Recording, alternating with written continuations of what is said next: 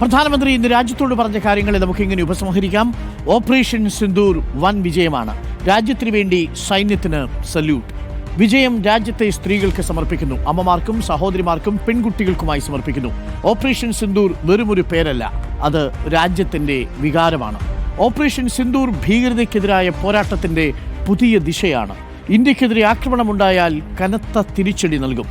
ഇന്ത്യയോട് ആണവ ഭീഷണി വേണ്ട.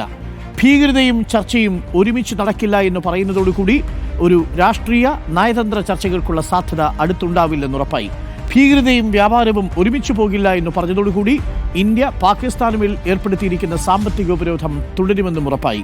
വെള്ളവും രക്തവും ഒരുമിച്ചൊഴുകില്ല എന്ന് പറഞ്ഞതോടുകൂടി ഇന്ത്യ മരവിപ്പിച്ചിരിക്കുന്ന സിന്ധു നദീജല കരാർ മരവിച്ച അവസ്ഥയിൽ തന്നെ തുടരുമെന്നും ഉറപ്പായി.